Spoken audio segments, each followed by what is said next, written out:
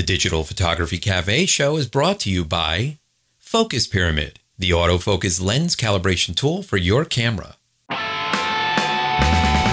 Welcome to the Digital Photography Cafe show. Join host Trevor Current and Joseph Cristina as they serve up the hottest photography news and commentary.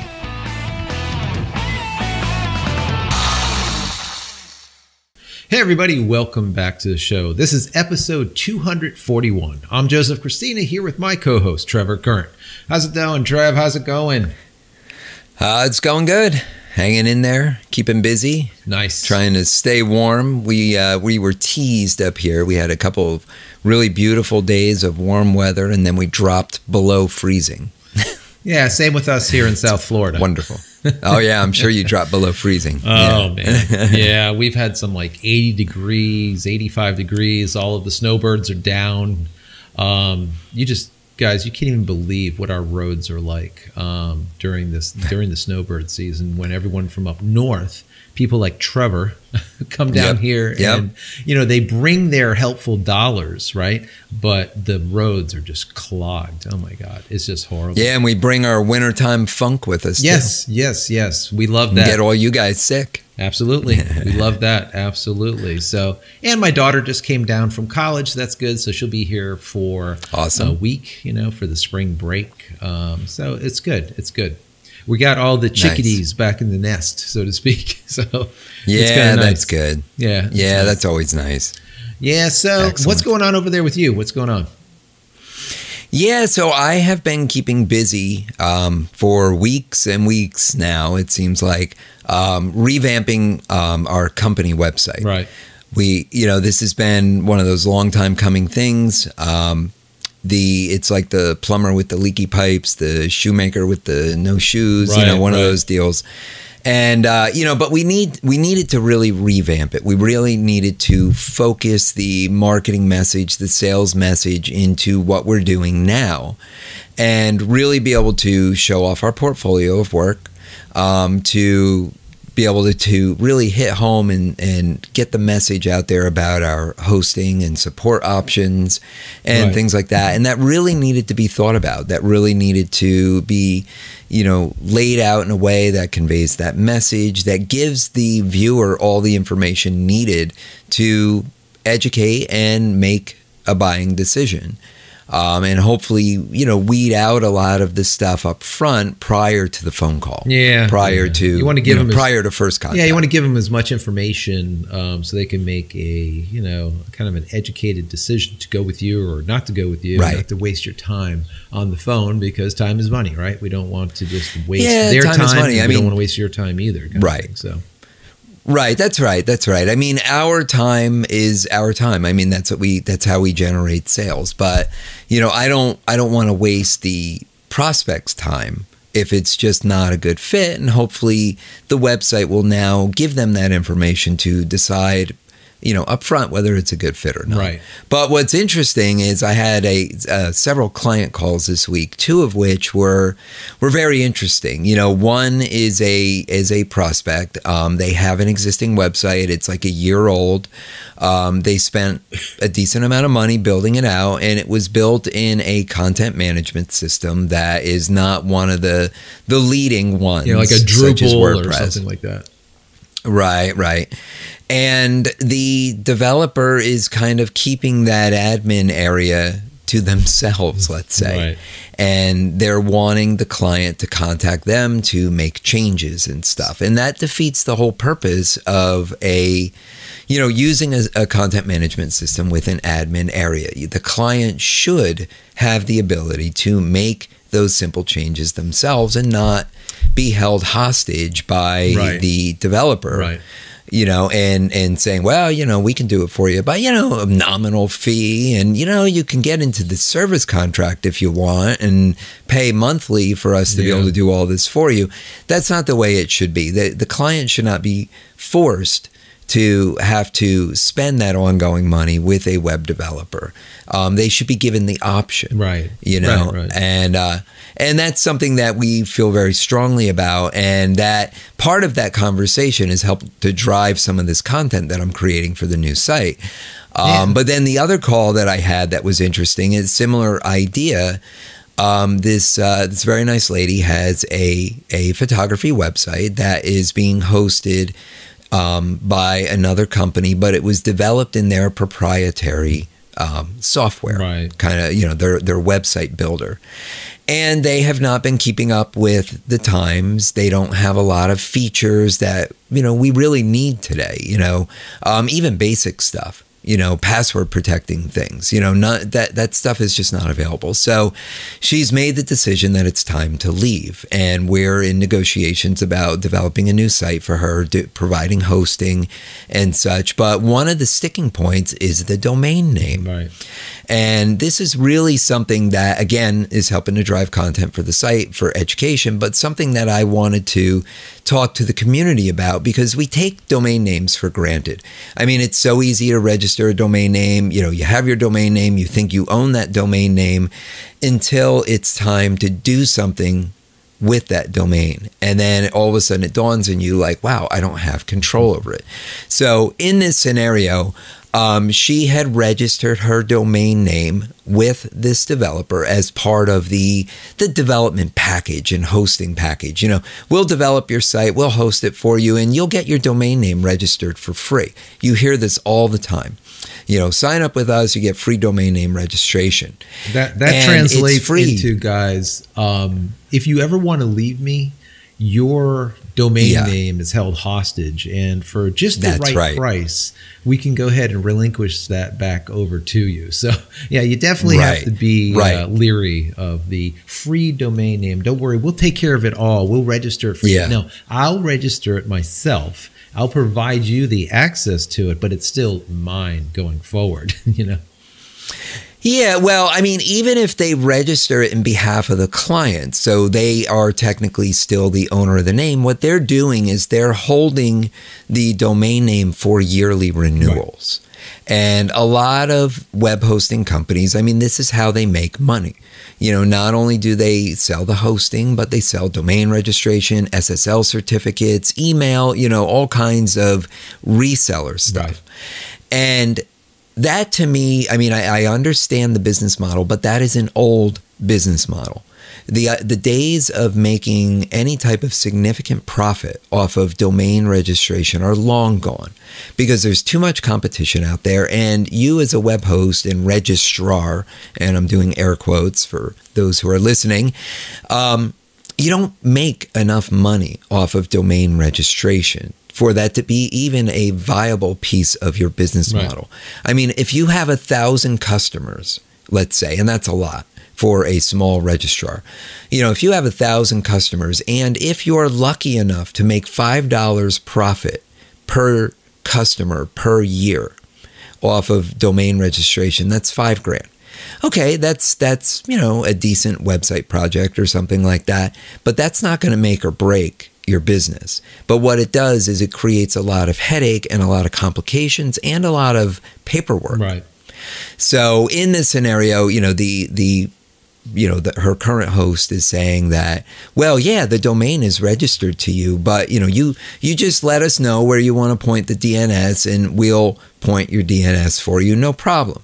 And they're doing so willingly because they're going to hold her domain name hostage and get those yearly renewals. Right. And I said, no, you don't want to do that. You need to transfer your domain name to your own registrar. That is what I tell all of my clients. I don't want control of your domain name. If you want me to register it for you, I will create an account in your name. I'll give you a password. You can go in and change that password if you want. I'll set it up for you, but you're going to own it, because I don't want the headache. Should you ever decide to leave us, I don't want the headaches of having to worry about transferring your domain name. And again, the profit is not there to be bothered with. So that is definitely something that I want to let the entire community know, that if you don't own your domain name, you need to. If you don't have control over the management of your domain name, you need to. I use GoDaddy for registration of domain names only. That's the only thing I use them for. They do it in volumes, they do it in masses. You can usually get a decent price with them. I am not an affiliate of theirs. I use them out of convenience. Right. But I would say create your own registrar account, whether it be with GoDaddy or Network Solutions or 1&1 or any of these other places, any of these other big registrars. Create an account with them, transfer your name from whoever's holding it hostage right now into your own account. So you have control over it. You pay the renewal fee directly to the registrar every year, and you cut out this middleman. Yeah, absolutely. Absolutely. That's good advice. Yes. Absolutely. So, you know what?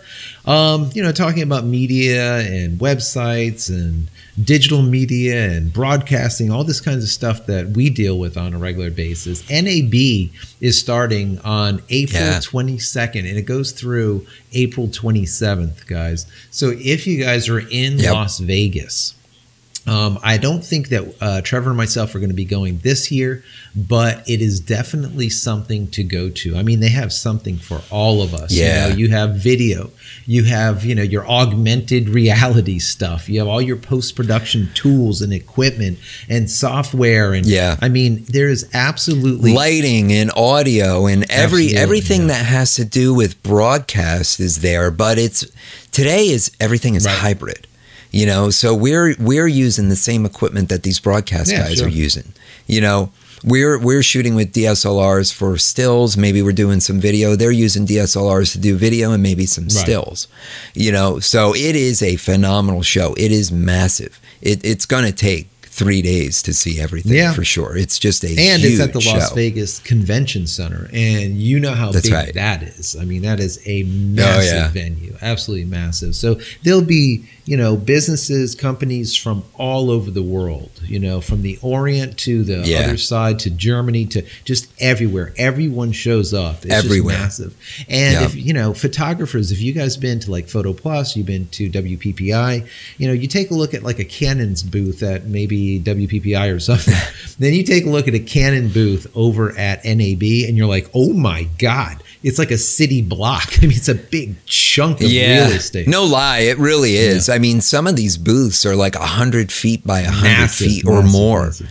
I mean, they're just huge. But the Las Vegas Convention Center can afford that. I mean, the building itself has, 3 main halls. It's just massive. So I know when I was there a couple years ago, and Canon had this booth, and it was just enormous. They actually had the overhead lighting in their area turned off.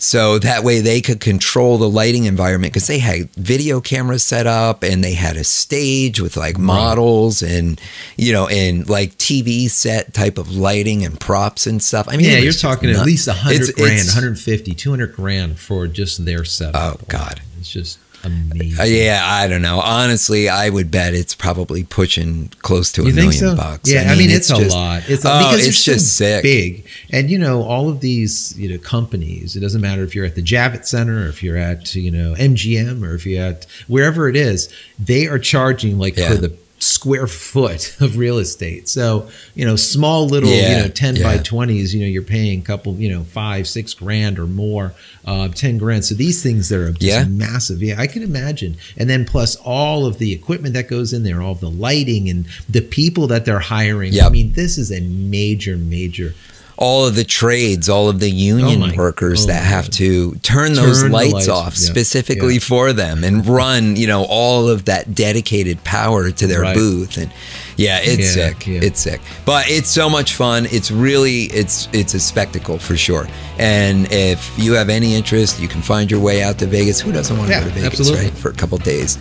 Enjoy the show during the day, hit the strip at night. It's good stuff. Definitely something to go and see if you've never seen it before.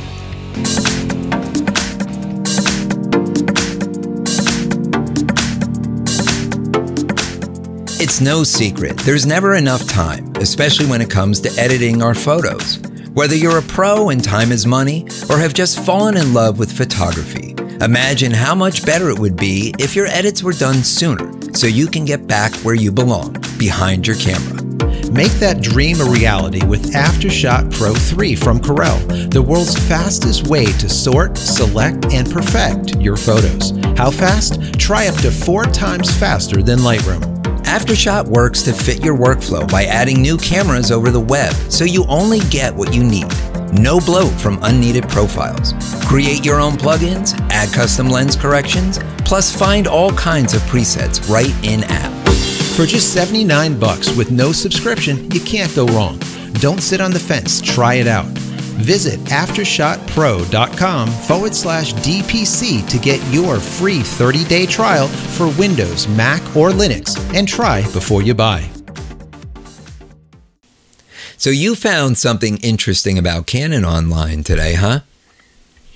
Yeah, I've been a CPS guy for, with Canon for a long time. What that means is it gives me the ability as a, Canon professional service guy to be able to take my product, send it into Canon, and for a reduced rate, they'll fix the product for me. And it doesn't matter where I am in the world, this type of thing. It's a really nice service, right, and you pay to have that service. Sure. But what I just found today is that some of the items that I have, and I'm sure some of the items that you have, are, as they call it, no longer in their service period.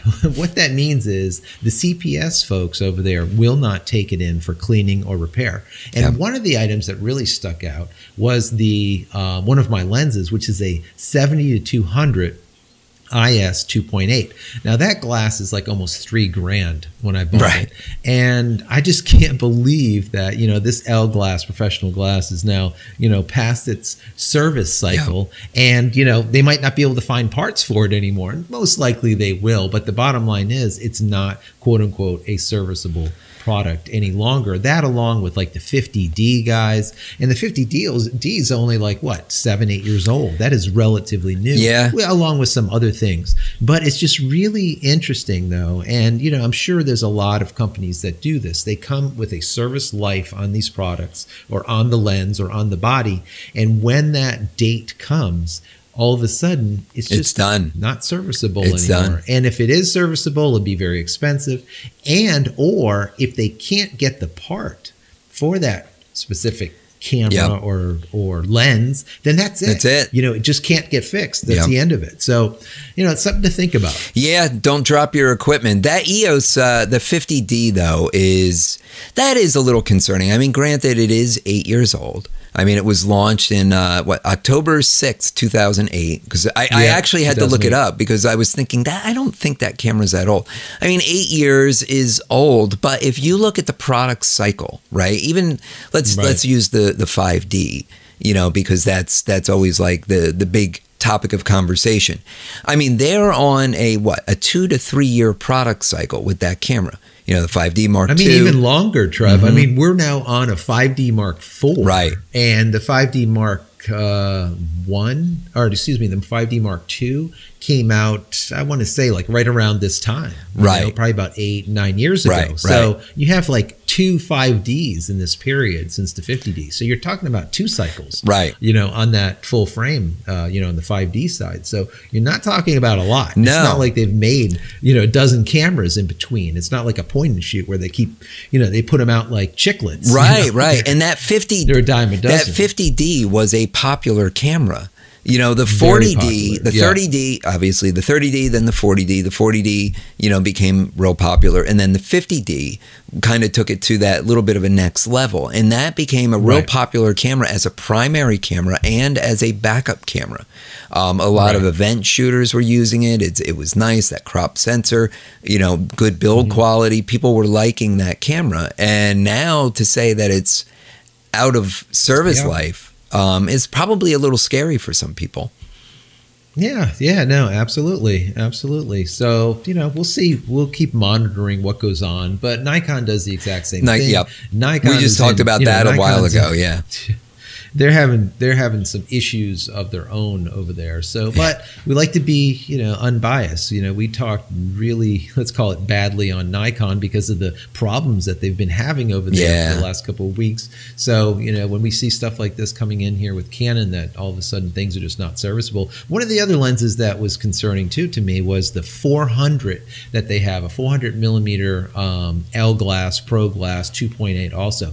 That's another extremely, $1,000 thousands and thousands and thousands of dollars piece of glass that is not serviceable. So, this is a huge investment like Trevor said, people. Don't drop your lenses. Don't drop it. Don't drop your bodies, my gosh. Yeah, don't drop it. Yeah, maybe you got to start only use that 400 millimeter in the studio.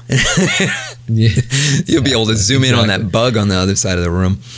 Yeah, it won't even lock focus in here. It's not even long enough. So, but anyways, moving on, we had a really interesting interview with AlienSkin. Yep. I think it was like last week about their latest and greatest product, which was the Exposure X2 that came out. And it was a really fun conversation over there with with the CEO.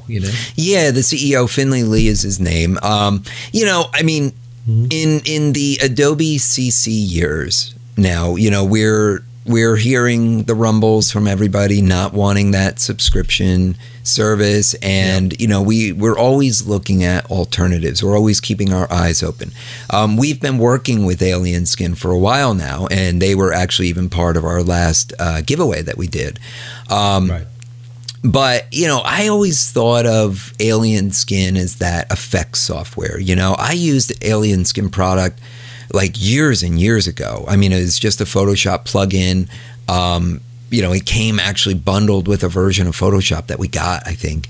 And then over the years... Yeah, I personally loved it. Yeah, I was a film guy forever, and AlienSkin was so cool to me because I was able to take that digital, let's say, noiseless look, and now take AlienSkin and now convert it over to any type of film, that I wanted it to look like, and that was really almost like revolutionary when it first came out. So like you said, I mean, I was using it for a long time, and we all think of AlienSkin as just like almost like a preset company or a company that makes your digital look analog. But that's no longer the case, right, Trev? Yeah, no, exactly. I mean, that's right. I mean, they came out with that software right during that transition stage when people were going from film to digital. And, a lot of people really liked the look of that film, and they weren't getting it in digital. So, bam, a product was born. So that was kind of always the perception that I had of them. And then over the last several years, we started learning more about what Exposure X does, and that it has migrated to be beyond just effects. And it's actually turned into more of that raw photo editing program.